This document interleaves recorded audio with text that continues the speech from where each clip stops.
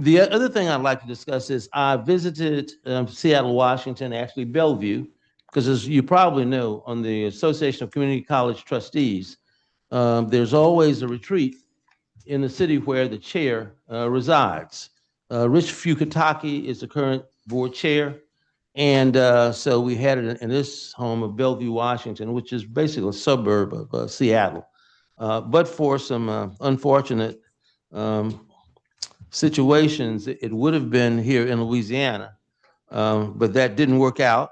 So it was really good to have that retreat. And let me say this about ACCT. I've been participating in ACCT for some time now. As I was suggesting, I would have been board chair, national board chair under normal circumstances. Um, but the organization is doing so very, very well. For example, we have a total revenue in FY 2025 of over $10 million.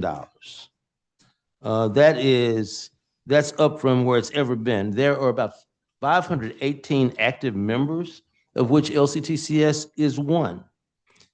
We have an enrollment in students of our active members of over 5 million students. So that's the impact that we're having on America right now in terms of what we're doing and the number of students we are attracting. ACCT promotes participation, retention, and increased membership.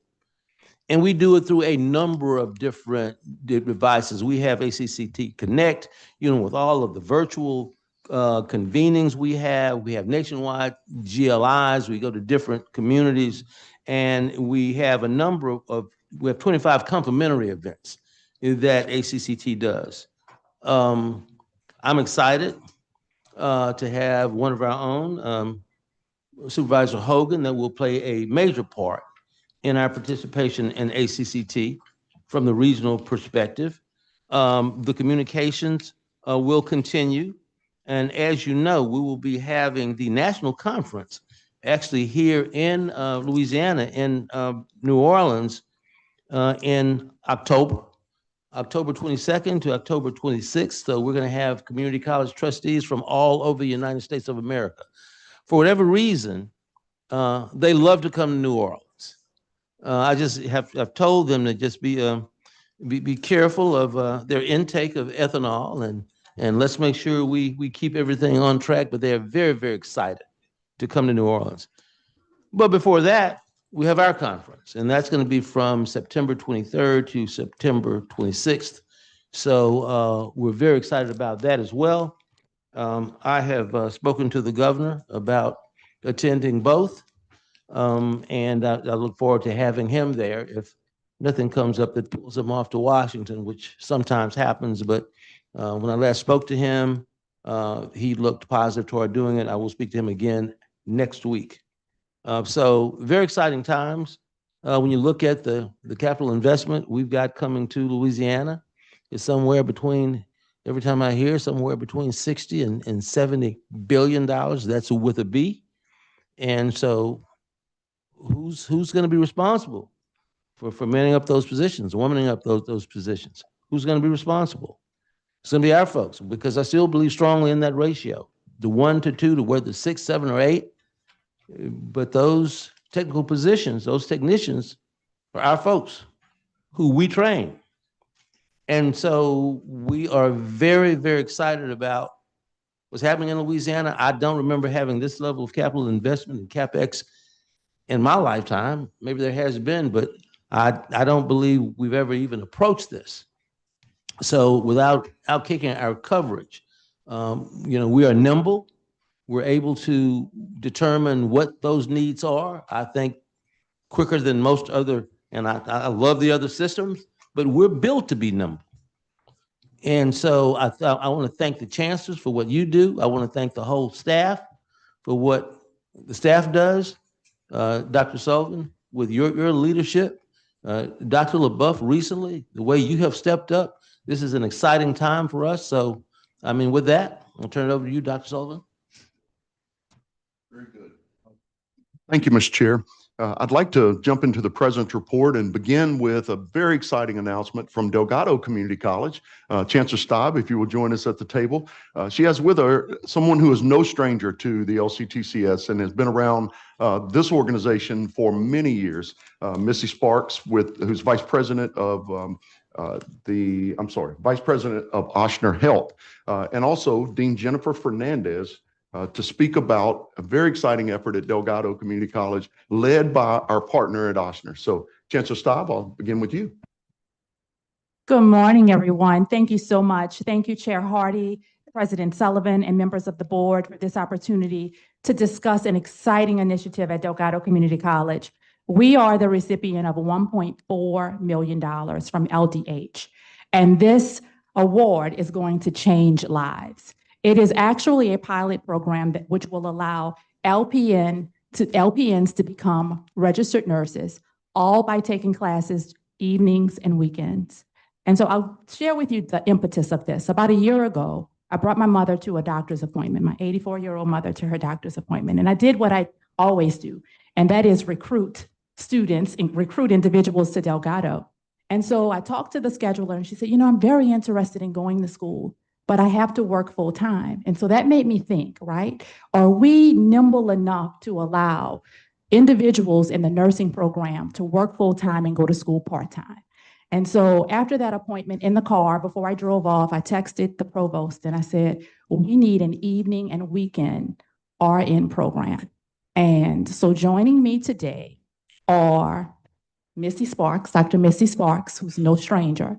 When we call, Ochsner answers always. And also the dean of our nursing program, Jennifer Fernandez, who just gives some more information about the program.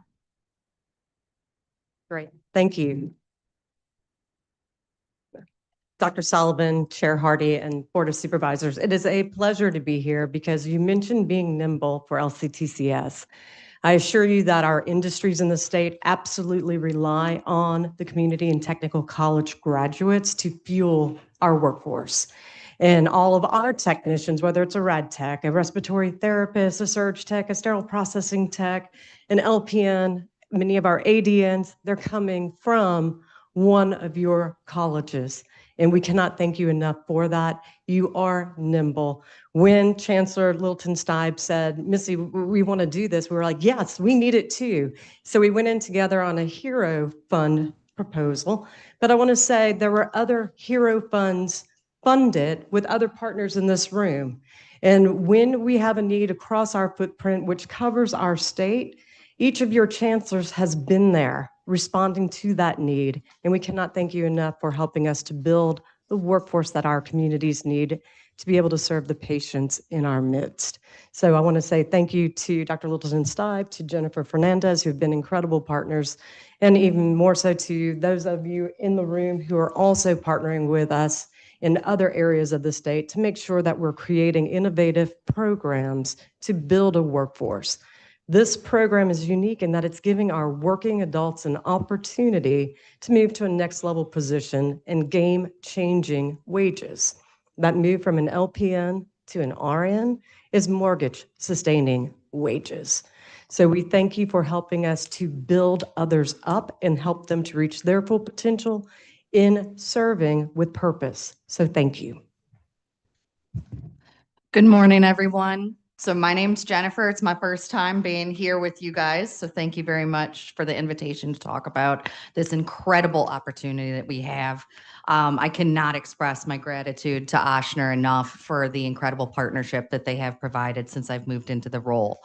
When Dr. Stibe came and spoke to me about the evening and weekend tracks, and we really looked at what our LPNs in the New Orleans regional area are doing as far as their actual workload. They're working in clinics. Clinics are open Monday through Friday, 8 to 4:30, right? So if we want to really help our community to advance themselves, we have to meet them where they are. They're clearly intelligent. They're already working healthcare professionals out in the field. So it was our turn to give to match them. So we're very excited. As you guys know, Charity School of Nursing's been around for over 125 years. I'm actually Delgado born and bred. I started off at Delgado and Charity School of Nursing and have continued. I just came back home for the last 10 years is what to me. We're in our beautiful brand new building. If you have not had the opportunity to come see, I highly encourage you to. It's over 120 square feet of ultra high fidelity. You walk onto the second floor of our building and you feel like you are in the hospital. And that allows us the opportunity, especially with our LPN to RN transition students, to, if they've been working in a clinic and maybe have not been dealing with those acute care, very sick patients, it allows us to build those opportunities where things are really going wrong back to back to back and build that critical thinking nonstop. And so we're really excited to bring them in, do this on the evenings, do this on the weekends, and get them that exposure and build them up to be ready to hit the ground running when they go out into the field. This proposal and this project will allow us to hopefully put out upwards of 32 graduates before 2027, just through the HERO grant proposal of LPN to RNs. That is an area that we've seen significant growth in over the last several application cycles. So we're really excited to be able to venture to this. We will, of course, still offer the daytime LPN to RN transition program as well. So this is in addition to. So we're really excited to be able to hopefully double up on those numbers, especially now that Delgado has been sitting in the mid to upper 90s for the last several NCLEX state credentialing cycles. And we're really being able to continue to level up all of our own students. We also have an agreement with Nunez that their graduates from their practical nursing program, as well as our graduates from our practical nursing program. And I encourage the other chancellors and deans in the room to reach out to me. They are given priority and precedence in their applications when we're doing the cycles. Again, it's very important to us to keep our sister colleges and friends within the system. So they don't offer an RN program, so we're pretty much program sharing with them. Just alone for the fall semester in the generic incoming cohort for the RN program, we accepted 233 students. Just for level 1 incoming. I accepted 48 for the daytime LPN to RN track students. Again, looking to go anywhere between 10 to 32 on the evening and weekend track. I've been granted approval to accept 50 into the PN program, so we're waiting to see how those applications come in. So thank you very much for being a part of this progress with us, because here we grow. Awesome, awesome. Questions from the board? Supervisor Hogan? Well, as a nurse, I understand the implications of the shortages we're facing over the next decade and the needs. And so I can't thank you enough. We're going to do this through partnerships, and this is a great example. And so thank you. We're going to be able to take good care of our state, but we're also going to be able to elevate folks. And to your point, the changes between just the LPNs to the RNs and the salaries, and we're going to benefit families and communities. And so I can't thank you enough. I'm so excited. Thanks for the partnership. Very good. Comment here. Other questions? Yes, sir. Just comment. I just want to commend Misty and Oshner for their work. I had the pleasure of working with Misty over a decade ago when I was doing apprenticeship programs on creating an MA to LPN apprenticeship program. But way back then, Misty said her vision was someone would be able to come into one of our colleges with no credentials, go from no credentials to MA, MA to LPN, and then LPN to RN. So I just want to commend Misty and Oshner for continuing this work, and Dr. Stein for continuing this work for over a decade. Stuff. Good stuff. And now RN to CEO. There you go. Good stuff.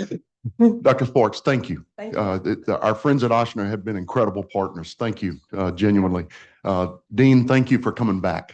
We very much appreciate you. And Chancellor Staub, great leadership. Good stuff. Thank you, guys. Thank you. Thank you. Well, the hits keep coming. And this next one is a guy that is no stranger to this organization, Mr. Ken Knockin. Ken, you get an opportunity to come before this board about once a year, and you always bring a check with you. And we want you to understand you can come without a check, but we surely like to see you carrying a check when you come in. Good stuff always. We want to thank you for the great work that you are doing in the construction education field, and also thank you for the role that you played over the years. You have been an aggregator of the construction industry for us as a system, and that has been a huge help to us being able to respond to help the sector as a whole. So with that, Ken, I'll turn to you. Thank you, Chairman Sullivan. This is the fourth building, me and Brad, I'd like to introduce Brad Hassard.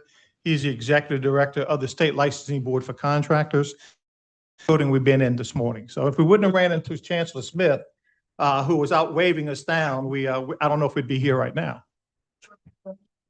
Yeah, we're going to have y'all. That's next week. Who's touring all the great construction, right? Is that it? That's right. It is an AGC member that did build the ribbon cutting on a new building today. Yeah, this is, I say that this is one of the best days of my year to give away money, particularly when it's not mine. So, but this is, I think, this is the fourth year in a row that the Construction Educational Trust Fund, of which I sit as Secretary Treasurer of, has made a donation of $120,000 to the LCTCS Foundation for the community and technical colleges to do construction craft training. And I believe this money is almost turned over 4 times. It's matched by the community college or technical college, then it's matched by another private. So 120 turns into almost $500,000 worth of donations. And what you read today is, and what's going on in Louisiana with the expansion of the natural gas export facilities in both Cameron and Plaquemine Parish, doubling the sizes of both. When you read about what the Meta data center is going to be to North Louisiana and also the Felicianas, and then you look at the $2 to $3 billion that's going to be spent in the next 3 to 5 years on our much neglected higher education campuses for deferred maintenance and new buildings. I mean, construction is at its all-time high in Louisiana since I've been dealing with it in 45 plus years. So the need for craft workers is detrimental, and it's needed right now. We are so happy to make this contribution. Just to let you know, the CETF, Construction Education Trust Fund, was formed in 1992, and it was formed to take the fines that are charged by the licensing board on contractors and they put it 100%, the licensing board passed those monies through and put it into the CETF, which then we give back to the educational community to do construction training and education. 100% pass through. So we're happy to present this $120,000 check. Hopefully next year we can find our directions better. We'll be here on time. But Chandler took me at my word that he, if you don't ask for it, we're not going to give it. Well, he asked. So, and I'm sure you're going to have it down next year to ask again. Yes. So we're so happy to make this contribution. Very good. Thank you so much, Chandler. Yeah, good morning, Chair Hardy, President Sullivan, members of the board, and on behalf of the LCTCS Foundation Board, we just want to continue to say thank you for this investment. And this is a statewide investment that impacts all 12 of our institutions and the students that they serve, and will continue to serve, especially in the construction trades. So with further ado, I ask that we... And let me add, just to give you an idea what the CTF is doing also, we have identified 9 high school districts, not individual schools, districts that have a district-wide career center, which teaches not only construction trades, welding, carpentry, plumbing, electrical, but they also do nursing and restaurant stuff and stuff like that, emergency tech stuff. We've identified 9 high school districts, and we're also making contributions to all 9 of those districts to help in the construction trades. So we have taken educating the next generation of craftsmen very seriously. Great. So we do have a photo presentation, and Dr. Sullivan asked that our members who are also on the LCTCS Foundation Board join us as well that are here. Yes, sir.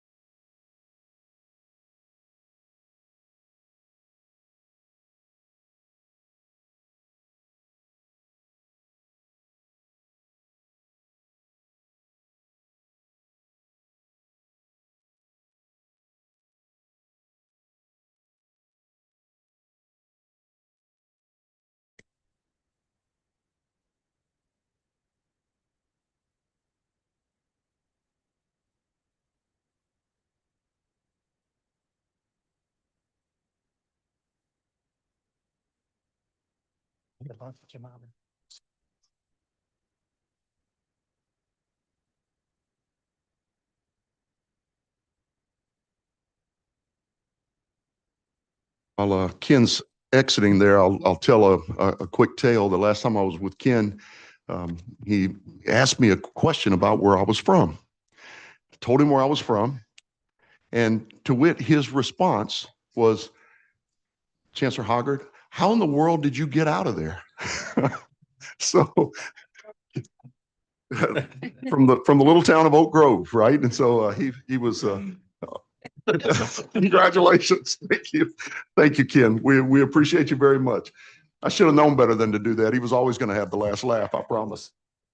All right, if we can, let's turn to Chancellor Hoggard. And this past week we had a great announcement up at Louisiana Delta, and our colleagues at University of Louisiana Monroe have a new leader in addition to Dr. Hoggard. First of all, I'd like to welcome you to the table, Chancellor. Congratulations, and again, excited about the agreement that was signed. And so I would turn it over to you and ask to give some background on the agreement. Thank you. Good morning, Dr. Sullivan, Chair Hardy, board members. It's a pleasure to be here. Before I start, though, I would like to say a special thank you to Dr. LaBeouf and Dr. Palermo, who helped with the transition. Of course, Mr. Como, who I've been on the phone with a lot recently, trying to figure out and navigate some of the system operations, but they made the transition very smooth. And this came at a critical time, as you all know. Dr. Sullivan was out, and I don't think we missed a beat. No offense, sir. I am here to tell you about a wonderful opportunity at Delta that we had with University of Louisiana Monroe. It is for a BAS degree in organizational management. The reason this is a significant transfer agreement is because this will allow students who get an AAS degree to go in seamlessly. Many times before the pipeline was tightening for universities, our students who would get an AAS would lose almost all of their credit hours. Typically, they would take the 25% of their 60 hours, which is 15 hours in general education. That's all they got to take. So on my first day, first official day, that is, I met with the president, Dr. Castile, at her residence. And given that, as you know, the data center is coming, $11 billion investment there, $3 billion by energy, $27 million in the city of Monroe to improve their Wi-Fi infrastructure in a very unique program. We recognized that there is a need, quickly, we recognized that there was a need for these students to have a pipeline to pursue a further degree and not, I don't want to say be punished, but not lose the resources that they've invested in their families and invested in the education where they were at that point. So with this agreement, we have all of our AAS degrees will be able to funnel into this organizational leadership degree.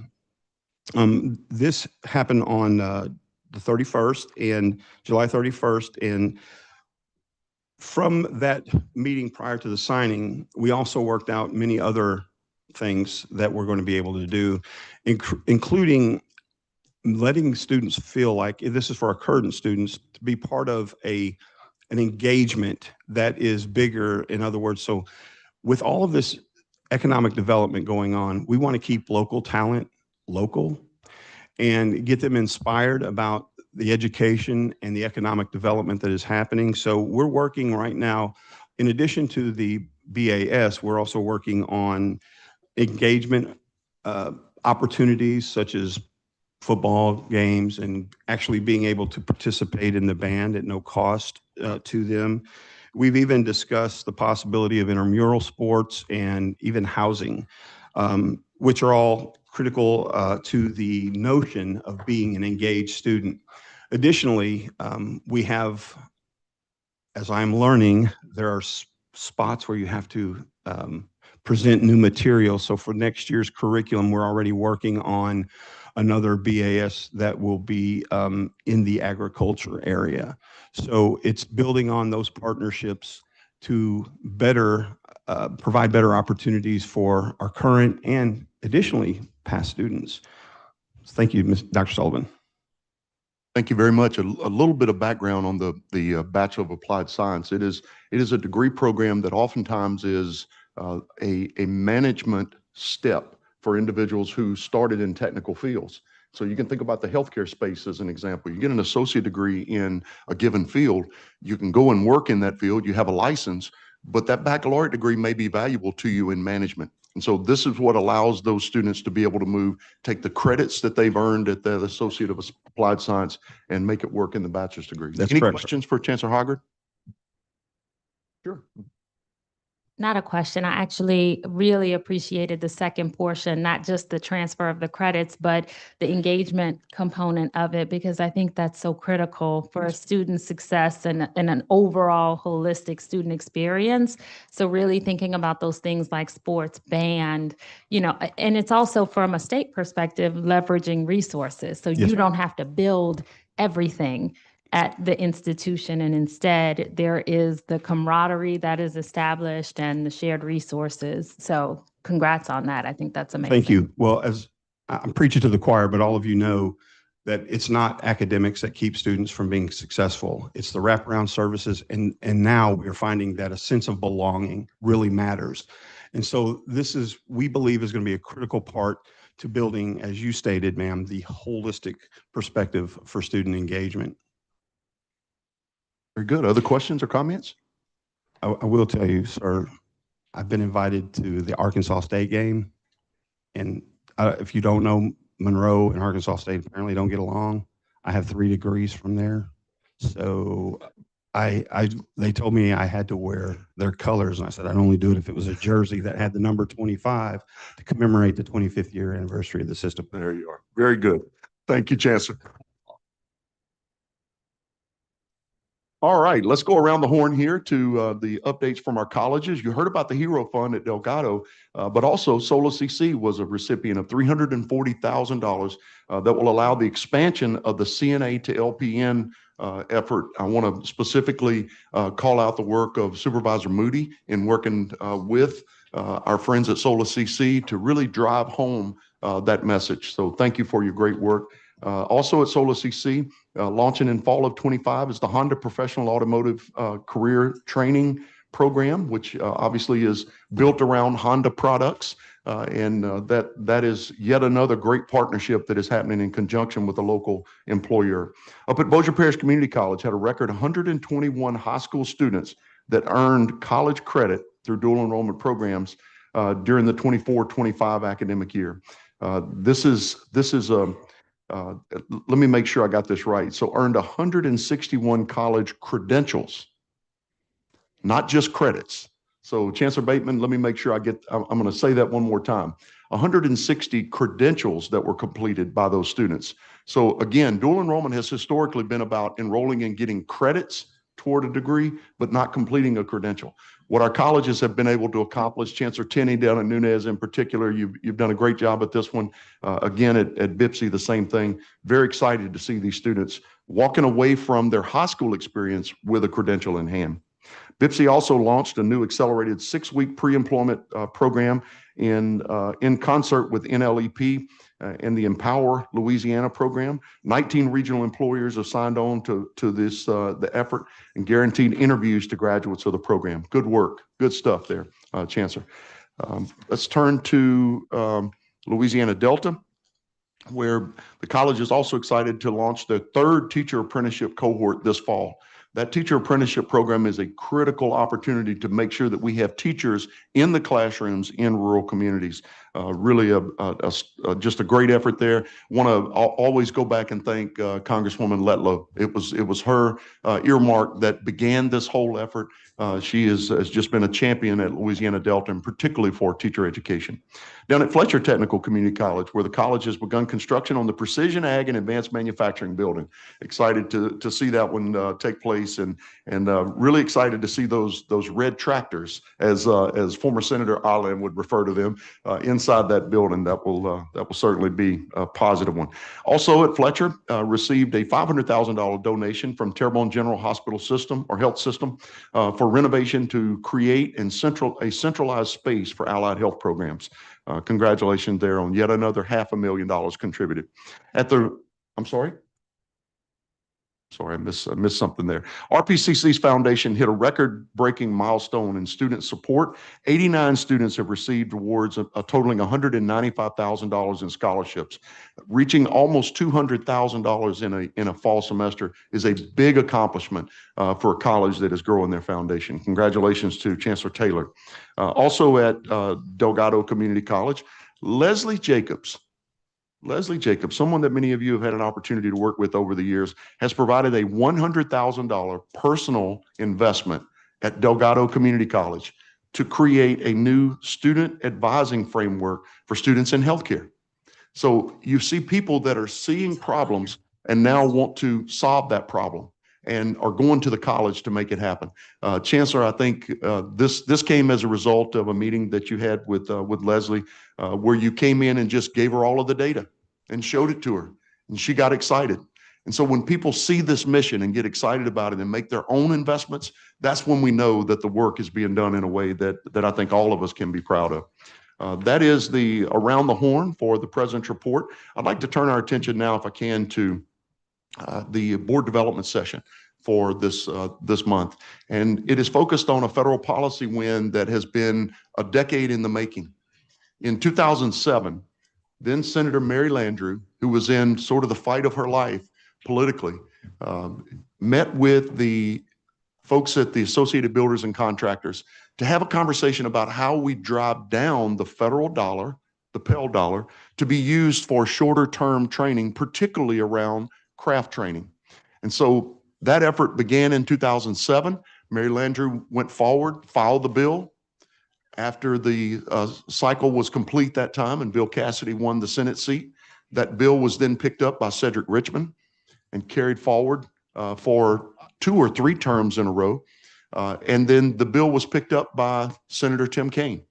And from there, what we have seen is the enactment of shorter term Pell opportunities for our students.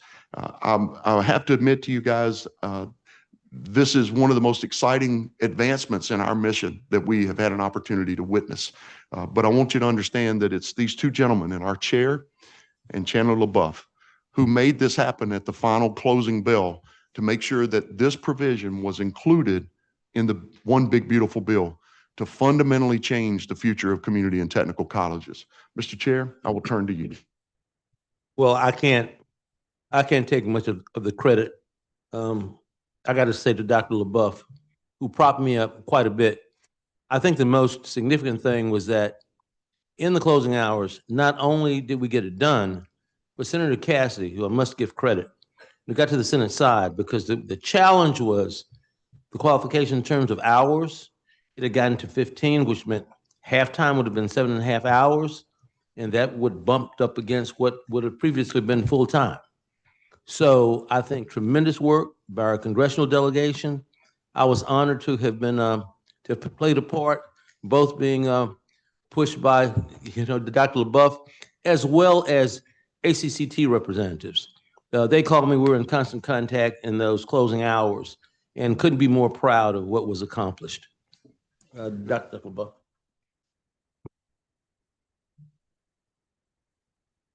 Good morning again, Chair Hardy, President Sullivan, members of the board. I would just echo that it definitely took a village and a team As Dr. Sullivan mentioned, since 2015, if not around that time, organizations like Ramsey, Rebuilding America's Middle Class, ACCT, AACC, eventually all came together in 2024-23 timeframe to really push, as we knew we had an opportunity to potentially see this pass.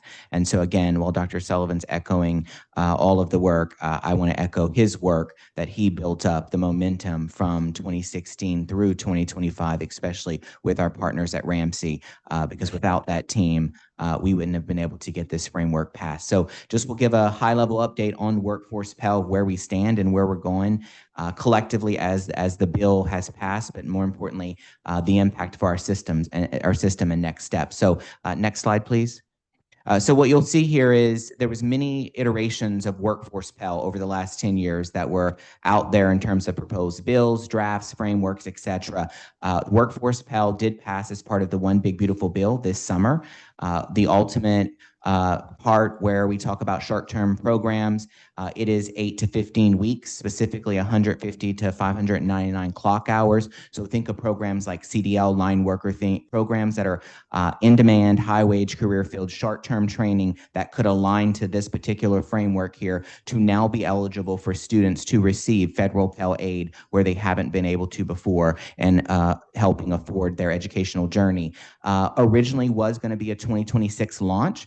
Now it's going to be 2027 academic year, and ultimately there's continued work to be done, and I'll touch a little bit on that later. We're aiming to upskill workers, as we know, specifically in the demand career fields, and it's the first time that federal aid will be available for short-term training programs on the ongoing efforts. There's tons of pilots out there that we've piloted at the federal level. Even here in Louisiana, there were often times where AACC, ACCT, and Ramsey would say, give us your model you built for Reboot 1 and Reboot 2. Give us your healthcare models. We need to show those models in Congress that this is successful and we can do this. And we turned over those models for them to use as examples. Next slide, please. Qualifies and program criteria. So each student will have to complete a FAFSA. Ultimately, there's conversation that we'll have in the negotiating rulemaking about the accreditation component. I know our governor in Louisiana and our Workforce Commission does want to push back on the program accrediting piece and say if your institution is accredited, that should align. Why are we having to take the next step to accredit each one of these programs? So there's a lot to happen there, but they are going to be Title IV eligible. There is going to be some parameters around the completion. So 70% completion will be required, job placement will be required. And this was the way for the HELP committee to be able to work on both sides of the aisle to say, we hear it, you want accountability in this program, so we'll bring some of that accountability when you look at clock-based hours, completion, and placement rates, and then the stackable credentials. So next slide, please. The opportunities, of course, we know this is going to increase the affordability for our students and really get them in those 5 industry sectors that we've been working towards. This will continue to increase healthcare as we continue to see that growth. Last year, we completed over 9,000 credentials in healthcare alone. So this will help us continue to push not just healthcare, but all of those industry sectors. There's that tight timeline. We as a system want to stick to a tight timeline so we can say in 26, we're ready. So we're not saying by 27, we're finally ready. We as a system want to make sure our programs are aligned by 26. The institution will have to talk about tracking and things that they're going to request at the federal level to make sure our guardrails are put in place. But we feel pretty prepared at this point for those models to occur. Next slide, please. So what is next for us?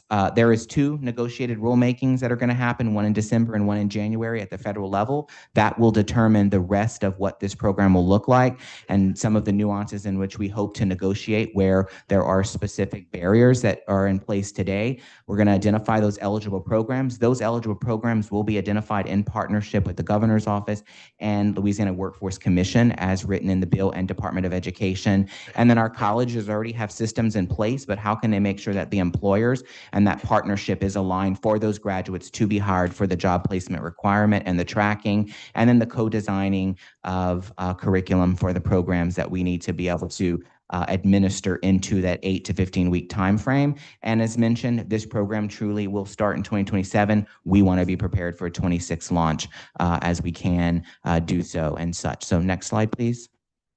So the system mentioned some of that, but we're working on currently auditing existing programs. What programs do we have outside of the 8 to 15 hours, and where can we move programs to get into that clock rank hour range and the quality of the programs, making sure that we have the streamline of approval processes in place, that our partners know and our industry partners know that these are the programs that are approved in partnership with the Workforce Investment Council, LWC, et cetera. And then we're going to launch the outreach. So that's going to be the marketing components of these programs are now eligible for federal aid, opportunity to learn fast, earn fast, as we talk about with short-term training.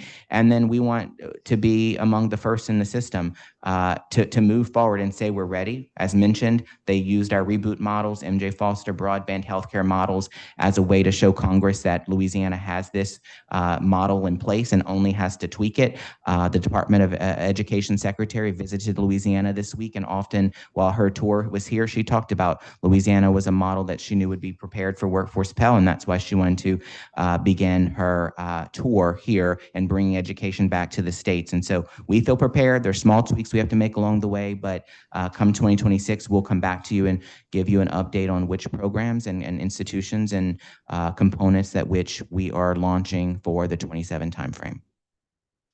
Any questions? Thank you, Chandler. Supervisor Toops. Yeah, Dr. Chandler, that's a quick runway. I mean, a year. And I know there's a lot of moving parts. I know there's tracking and guardrails.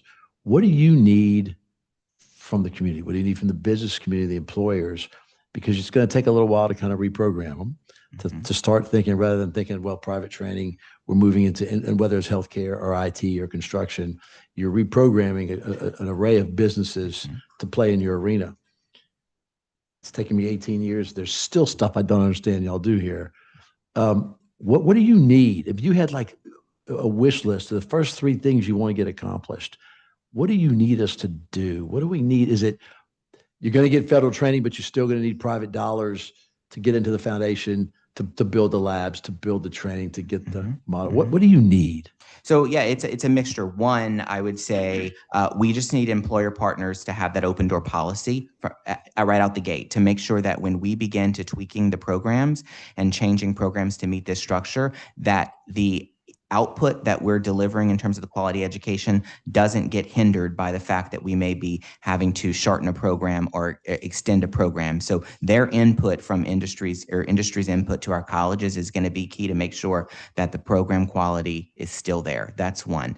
Two, our colleges are going to begin to look at ways in which now we're serving a population that maybe we've struggled to serve because of the financial aid barrier. Maybe it isn't the scholarships anymore, but an institution may be able to triple its size in CDL. So cost to be able to afford that equipment, those employer partnerships of faculty members, the resources from a dollar perspective will be key as they expand their programs.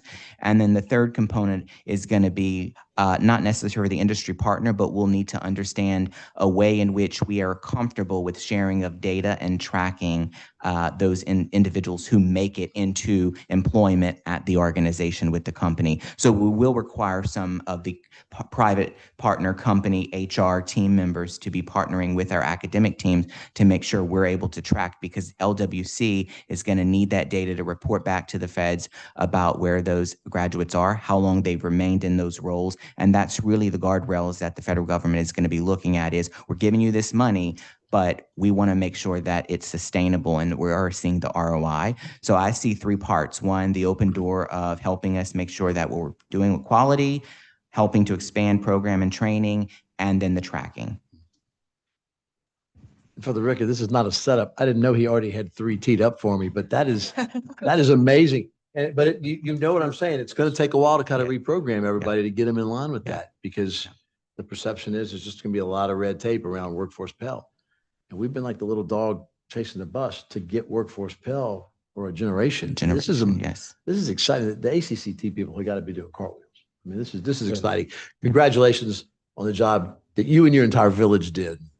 Appreciate it. Any other questions? Other questions? Other thoughts? Yes, sir. One thing that jumped out at me is a lot of basketball. Right? That's yes. That's students that. I'm sorry. The concern I have is just mandating the FAFSA, which I'm sure there's good, I know there's good reasons for that, right? But that can be that traditionally hasn't been a challenge. And if you had to fill out FAFSA in the last 12 months for a child, that was really a challenge, 6 months ago when the whole system shut down or whatever. But particularly for these students, right, who are just trying to get some very short-term training, get some help doing that, that's, we'll probably have to help them do that, I would guess, right? Yeah, so I would jokingly say there was a remodel of the FAFSA that still has barriers today. So we recognize that adding the FAFSA, Was it like a half page now? well, we won't go there, but it was supposed to be, in theory, half a page and be easy for individuals and their family members to complete, and it's just not where it needs to be. And so we recognize that's a barrier. This wasn't one of the negotiations that went all the way down to the final negotiation of making sure that there was a vehicle in which the Department of Ed felt comfortable that we were collecting the needs base to be able to support from the FAFSA standpoint. Our colleges are continuing their work and efforts around what we call case management and assisting students from that framework. So they're going to continue to need to do that in this space and helping those students. Yeah. If I may, just one quick addition. We created within the Foster Promise Award the ability to onboard this group of students without a FAFSA, use the Foster Award to get the first credential, but while they're at the college, work with them one-to-one to make sure they fill out the FAFSA for the future, right? So that they're constantly looking out there. So we recognize it as an issue. I don't think we're going to be able to get away from it from the Fed's perspective. We just got to figure out a better way to get folks through that process. Other questions or comments? I want to add one quick thing because I think it's an opportunity for us to be aware of the time frame or the usefulness, if you will, of policy. We're talking about a rule that was put in place in the early 1980s that said that the only thing of value that the feds would fund with Pell Grants was something that lasted 600 hours or more. I want you to think about what 600 hours is. What can you learn in less than 600 hours? I was driving in this morning, and there were a couple of guys on the side of the road doing survey work. Anybody have any idea what those surveys, what those folks who do the surveys, the kinds of education and training that they have? They get that training right at our colleges. It's short term, and they're making great money. These are college kids running around out there making 25 and 30 bucks an hour while they're in college during the summer, doing survey work. Those are the kinds of things that we're doing at our colleges that are changing the game. But I want you to make sure to understand the real push point here is this. 600 hours in the 1980s set a threshold. Today, information has gone vertical on us in terms of the line. As information changes and as we have a greater ability to impart that information through things like simulation, it gives us an ability to teach people things in a much shorter period of time. And so that learn fast, earn fast kind of approach changes the entire game. But the federal government has been sitting here for 45 years with that 600-hour limit. What it's created is 60 million Americans with a high school diploma or less. Let that sink in for a second.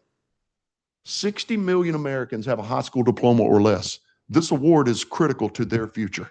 So we're excited about it. We could not be more happy about what has been delivered. We are looking forward to this negotiated rulemaking opportunity where we can dig in and really try to deal with some of the red tape that you referred to. But one of the areas that I think is going to be critical for us is having embedded internships, paid opportunities for our students to earn while they're going through some of these programs. We'll continue to bring those points back to you as we continue the implementation. Dr. LeBeouf, thank you for your great work and very much look forward to seeing the impact. By the way, we're still working on some projections. We believe long-term, by the 2030 year, we probably will see somewhere in the neighborhood of $15 to $18 million in workforce Pell that will be coming into the state as a result of some of this training. So I urge you to think about the impact that this will have across time and generations. Thank you, Chancellor. Or Chandler, I'm sorry, not Chancellor. Very good. All right, if we can, we will, Mr. Chair, we can dive into the agenda there, beginning with academics. Thank you, Dr. Sullivan. At this time, Supervisor Hollins, are you prepared to handle the academic action items for consideration by the board? Yes, sir. At this time, we have the academic action items for consideration by the board. First up is a accreditation update. There's no action needed on this item, but we'll turn it over to Dr. LaBeouf to give an update on the accreditation. Great, thank you. Yes, so no action specifically needed. This is for informational purposes. You've been provided with a report on accreditation actions that reference from January to June. So this particular spring and summer as a framework to give high level the activity that's been happening at each institution. We've had institutions who've had to do their 5th year interim report, financial reports. We've had compliance report. We've had off-site reviews, reaffirmations at 2 institutions. We know that Northwest has received its candidate status. And so there just gives you an overview of what is happening from the accreditation front as we stand currently. Any questions on that? All right, moving on to the next item, Perkins 5 MOU between LCTCS and the Louisiana Department of Education. Dr. LaBeouf. Yes, so this is our annual MOU that we have in place with LCTCS and the Louisiana Department of Education. As a reminder, LCTCS is the state agency that administers the grant.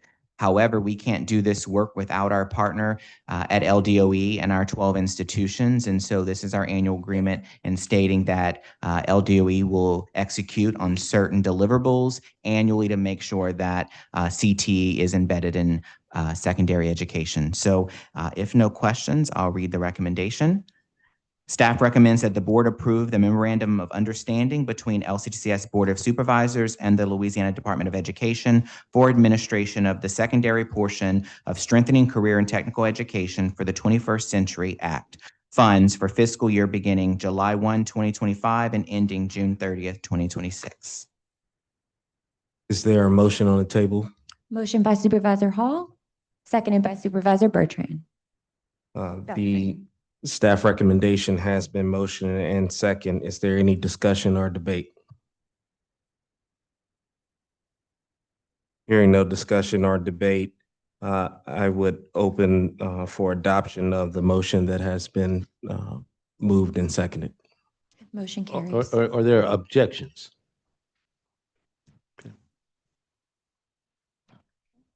The motion carries. Motion carries. Moving on, academic item number 3, the revision to the LCTCS policy number 9.001, power-based violence and sexual misconduct. What you have in front of you is a revision of LCTCS policy 9.001, power-based violence and sexual misconduct.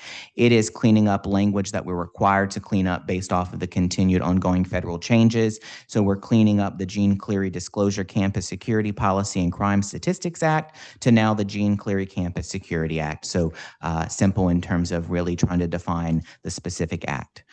If there are no questions, I'll read the recommendation. Staff recommends that the board approve revisions to LCTCS policy 9.001, power-based violence and sexual misconduct. Is there a motion on the table to approve staff recommendation? Motion by Supervisor McConduit, seconded by Supervisor Butler McIntyre. Is there any discussion or debate on the motion? Are there any opposed to the adoption of the motion? This time I move adoption.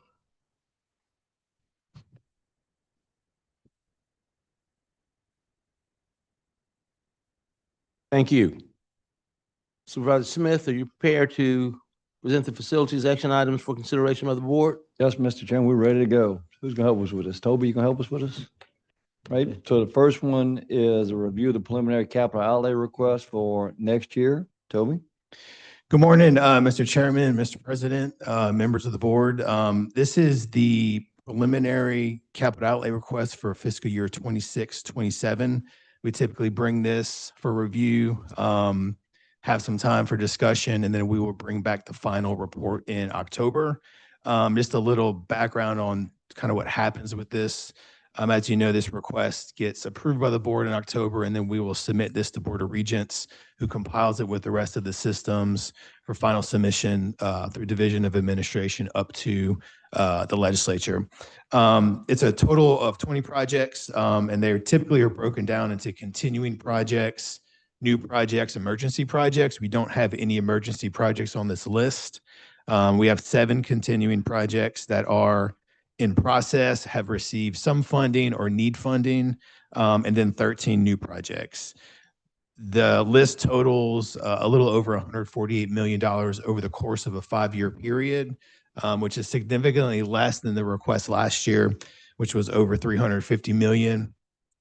Large part of that is due to the passage of Act 35. So the projects that are contained within Act 35 are no longer on this list. And then a couple of projects that would likely be funded through Act 35 are removed as well. So that kind of shows you the difference there. We will still have a continued need to pursue capital outlay dollars. And as that program, the Act 35 program, comes into action and proceeds, I think this request will be a little bit more strategically targeted. The value of projects will be a little less than they have been in the past, and then hopefully that will give us some more success with getting those funds. Okay, so this is submitted for review and advisement, board members. So if you review the list and you have questions about the projects that are on the list or their status on the list, I guess a proper person to get in touch with either Mr. Como or Dr. Sullivan. And then again, it'll be brought back for our final approval at our next board meeting. Is that correct? Yes. Yep. Okay. All right, so we'll move on to item 5, which is disposal of property for the BR for Baton Rouge Community College Central Site. You can handle that, Mr. Como? Yes. So this is a request for Baton Rouge Community College. The city parish of Baton Rouge approached the college with a proposal to purchase a strip of land that's owned by the college as part of the expansion of Hooper Road. The parish has completed an appraisal of the land, which values $106,233, and they've offered to purchase the land at that appraised price. They've also, as part of the negotiations, agreed to cover the cost of relocating the signage for the college that is on that strip of land. Benefit to the college and the system, it really gets us ahead of any kind of protracted legal work. They did indicate that they would be pursuing acquisition of the property at some point through eminent domain procedure. So this kind of gets us ahead of that and has some revenue for the college. Okay, you want to read the recommendation? Staff recommends that the board authorize the president and chancellor to complete all necessary requirements necessary to sell a parcel of land at the BRCC Central Site located at 10700 Hooper Road, Baton Rouge, Louisiana, to the city parish of Baton Rouge. Conveyance documents for the sale of this property will be filed with the local clerk of court and the state land office. Okay, we've heard the recommendation. Do we have a motion and a second? Motion by Supervisor Lee, seconded by Supervisor Toops. Okay, we've got a motion and a second. Do we have questions from any of the board members on this? Is this the entire site at Hooper Road, or is this a piece of it? It's just a piece, just a piece along the road, Yeah. on the frontage. Okay.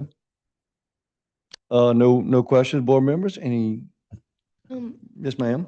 What portion of the, does this affect the campus at all, or is it kind of just a portion of land by the road? It's just the portion along the side of the road. So kind of between Hooper Road and there's the signage and then sort of the entryway, but it doesn't affect any of the main area, the parking area. It's just really the strip alongside the road. Okay, thank you. Sure. Okay, any other questions? Okay, we got a motion and a second. Are there any objections to the motion? Hearing none, that motion carries. We'll move on to item 6, which is a lease agreement between this board on behalf of Baton Rouge Community College and Geo Next Generation High School, Inc. We're going to put a high school on the campus, Chancellor? Is that what we're going to do? Yes, sir. BRCC currently leases approximately 3,000 square feet of space to Geo Academy here on the Mid-City campus. That lease was negotiated back in 2022. 2022. They are now, Geo Academy has proposed leasing an additional 11,600 square feet of space in the college campus, the Acadian campus. That space was recently freed up due to the movement of some of the programming to the new allied health building that is opening. And some of the space too, due to the shift in some of the online movement to online. So I think the college utilizing that space with a partner with a pretty well-established relationship. They are proposing to lease at fair market value, and the final lease cost will be determined during the negotiations. Okay, you gonna read the recommendation? Staff recommends that the board authorize the president and the chancellor of the Baton Rouge Community College to negotiate and execute a lease agreement with GeoNext Generation High School, Inc., Geo Academy, to lease space at the Baton Rouge Community College Acadian campus. This lease must be recorded with the local clerk of courts. Okay, we got the recommendation. We have a motion. Motion by Supervisor Butler McIntyre, seconded by Supervisor Moody. Okay, we got a motion and a second. Questions for Mr. Como before we move this item? No questions? Any objections? Hearing none, this motion carries. I think that's all of the facility actions, Mr. Chairman. Thank you very much, Supervisor Smith. At this time, Supervisor Lee, are you prepared to present the finance action items for consideration by the board? You.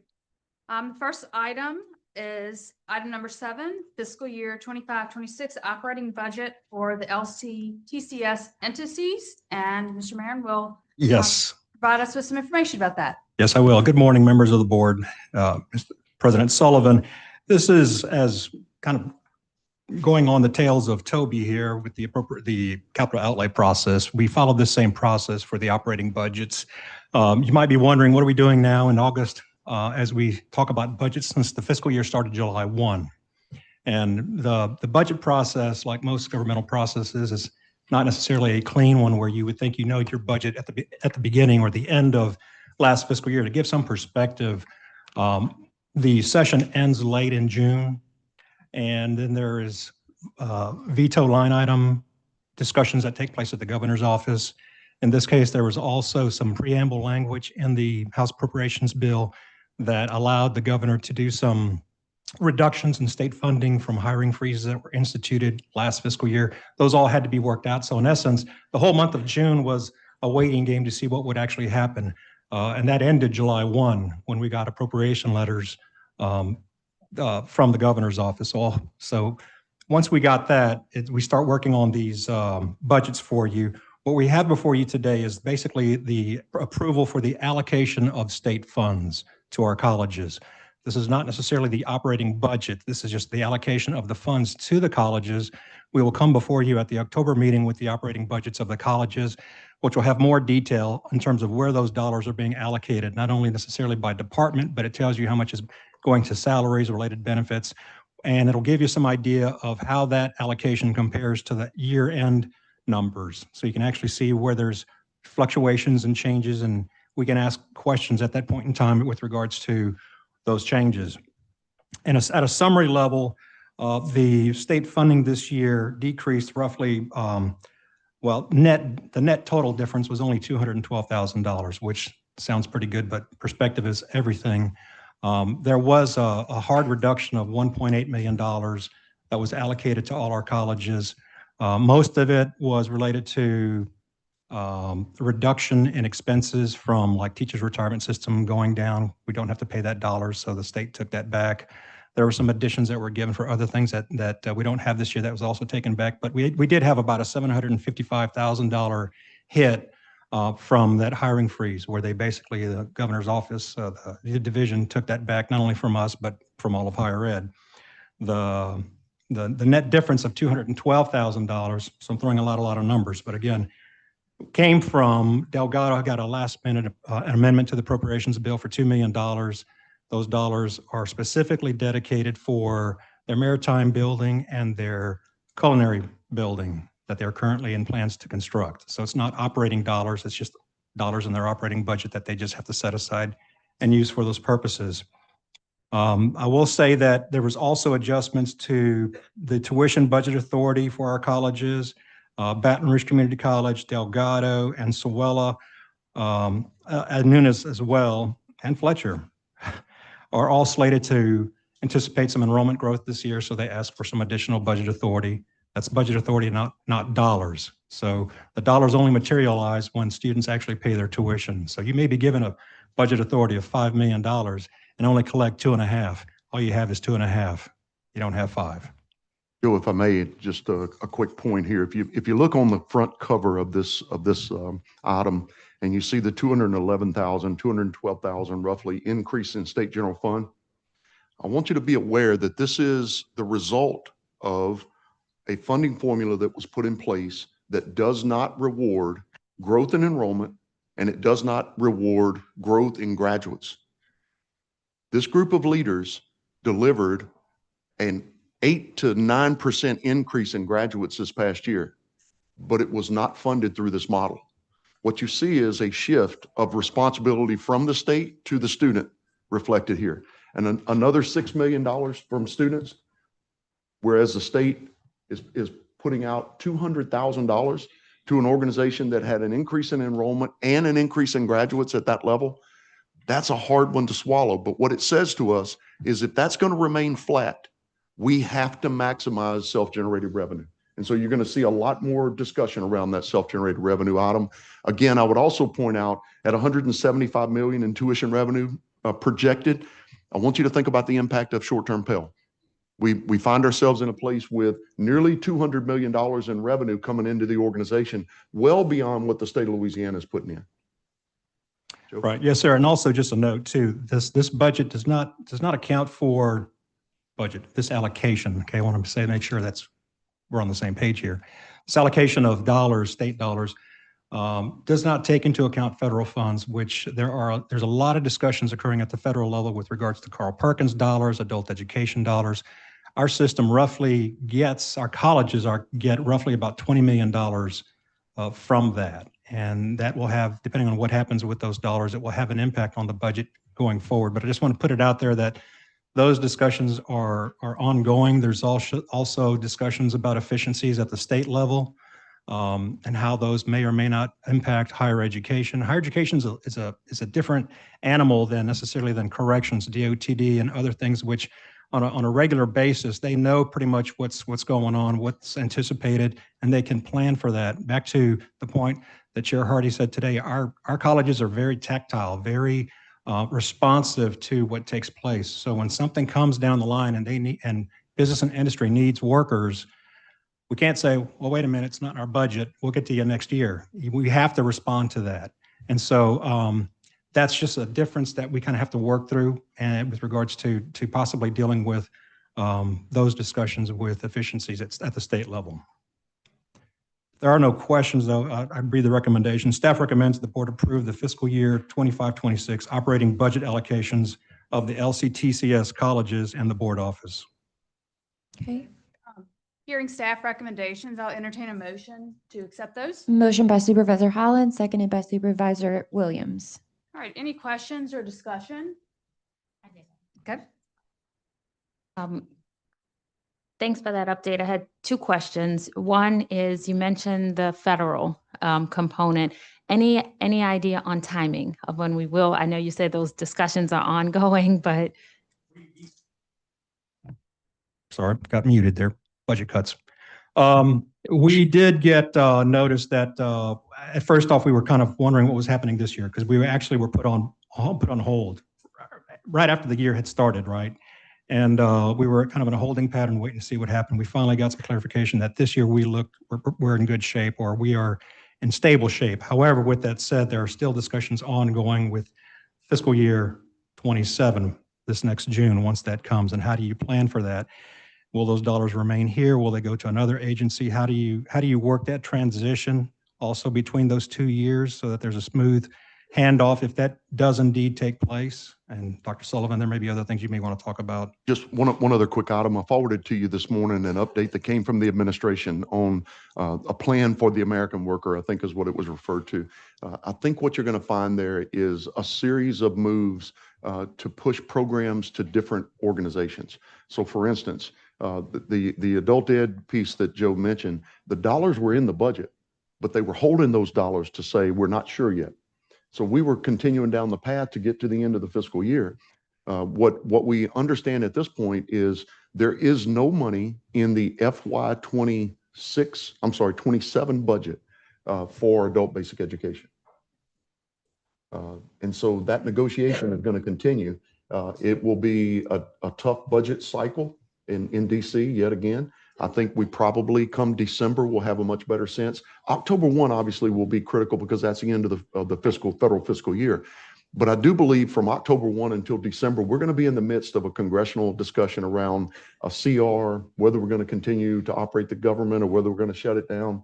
So I think a lot of that is going to have to settle. The dust is going to have to settle before we have a sense of what this looks like. But we'll certainly, by the October meeting, we should have a little more information and we'll update you. Great, thank you.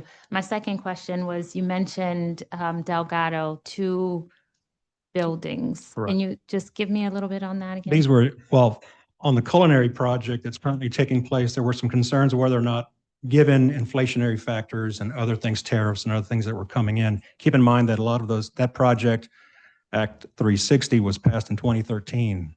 And so now, 11, 12 years have passed. Those numbers are not really as good as they may have been back then. And we are embarking on this project, come heck or high water. And so basically it just got to a point of trying to figure out, look, we need some resources here to keep this project whole. We'll use these dollars to equip the building with the equipment that is needed. The same thing for the maritime program, the maritime building out at Delgado, just to upgrade it and keep it up to on standards. $2 million, $1 million a piece. Questions? Any objections to the motion on the table? Hearing no objections, motion carries. Agenda item number 8 is the professional services contract between LCTCS and Aleutian Company, LLC. Yes, ma'am. This is an item we do annually. Do hope to move away from that and make it maybe a 3-year process, but for now, it is what it is. We do this as a contract with Aleutian. Any contract over $150,000 requires board action. This one is for a total of $193,000. This is a contract that we basically have with Aleutian to maintain customized modifications that we requested as part of the implementation of Banner for our system. And we go back to as one entity with multi-entities. Banner in and of itself is not necessarily designed to accommodate that structure. They go in and they implement at a college level. In this case, we've got 12 colleges and the board office that we have to keep as separate business entities, but then recognize that we've got some multifunctionality that crosses over all 12, whether it's employment, where you have a faculty member adjunct who's teaching at multiple places, whether you have a student who is enrolled in multiple colleges at the same time or regardless, so that we have one student record, we have one W-2 that is being issued by the system for these employees and so forth. So this is basically paying for those customizations to keep those in place going for this year. If there are no questions, staff recommends that the board authorize the system president to execute a contract between the LCTCS and the Aleutian Company, LLC for maintenance services effective December 1, 2025 through November 30th, 2026. All right, I'll entertain a motion to accept staff's recommendation. Motion by Supervisor Hall, seconded by Supervisor Beltran. Any questions on that? Any objection? All right, hearing no objection, motion carries. Agenda item number 9 is a related item, the Banner maintenance contract renewal between LCTCS and Aleutian Company, LLC. Correct. And I do want to clarify, I'm sorry I didn't, but Banner, when we say Banner and Aleutian, they're one and the same. It's not a Banner product being operated on by some other third party called Aleutian. They're one and the same company.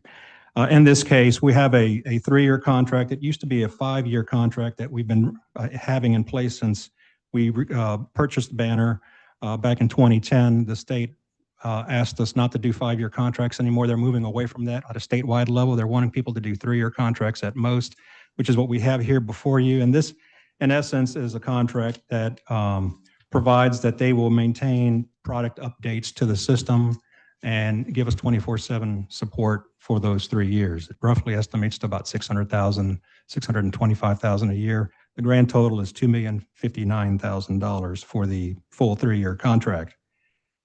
Consequently, staff recommends that the board authorize the system president to negotiate and execute a contract renewal between the LCTCS and Aleutian Company, LLC for software support and maintenance effective October 1, 2025 through September 30th of 2028. Motion to accept staff's recommendation. Motion by Supervisor Moody, seconded by Supervisor Williams. Are there any questions or discussion? Or objection? All right, motion carries. Chair Hardy, that concludes my report. Thank you very, very much. We'll next move to governance. And I think Supervisor Smith, you're going to handle that for us. Sure will. So we have a couple of scheduling items. One of them is a change to the schedule for the 2025 set of meetings. Dr. Sullivan? Yes, sir. Just a change to the date of the December meeting from December 10th to December 3rd. Staff recommendation reads, staff recommends that the board approve a date change for the December board meeting from December 10, 2025 to December 3rd, 2025 due to a conflict in schedule. Okay, we've heard the recommendations. We got questions or, well, excuse me, do we have a motion for that? Motion by Supervisor Holland, seconded by Supervisor McConduit. Okay, any questions regarding this matter? Any objections? And that motion carries. You still have to bring me my Christmas present though. So Yes. even though it's a week earlier. And pecans will be ready by then, right? Pecans That's right. will definitely be ready by then. That's correct. That's right. And next one is also the scheduling matter, item 11. Yes, sir. Staff recommends that the board approve the 2026 board meeting schedule as presented. Heard the recommendation. We have a motion and a second. Motion by Supervisor McConduit, seconded by Supervisor Williams. Okay, any questions? Any objection? Hearing none, that motion carries. Those are the governance items, Mr. Chairman. Thank you, Supervisor Smith. This time we will move to personnel. Supervisor Butler McIntyre, are you prepared to assist us there? Yes, I am, Mr. Chair. Thank you. We will move to item number 12, retirement of LCTCS policy number 6.016, employment relationship. You ready, Toby? Yes, I'm ready. So this is a policy, just doing some cleanup and some review of policies that our team identified as essentially being redundant as it conflicted in a couple cases. Also, two of the covered groups of employees are covered by other regulations in law. At-will employment is defined in law. Classified employment is governed by the civil service rules, the Civil Service Commission, and then the faculty tenure employment relationships are governed by a specific policy. So we felt like this was redundant and this is a little bit of cleanup. And the recommendation? Staff recommends the board approve retiring LCTCS policy number 6.016, employment relationship. Is there a motion and a second? Motion by Supervisor Lee, seconded by Supervisor Beltran. There's a motion and a second. Is there any discussion or questions? Is there any opposition? Seeing none, the motion carries. We'll now get ready for a motion to enter into executive session. Ms. Poole, will you please do a roll call? Yes, a motion by Supervisor Hollins and seconded by Supervisor Johnson approving that motion. Motion carries. And I would be happy to do roll call. Now this is going to be a yay or a nay. Chair Hardy, Yes. Supervisor Smith, Yes. Supervisor Toops, Yes. Supervisor Butler McIntyre, Yes. Supervisor Hall, Supervisor Hogan, Supervisor Hollins, Supervisor Johnson, Supervisor Lee, Supervisor McConduit, Supervisor Moody, Supervisor Beltran, and Supervisor Williams. We have all in favor of yes.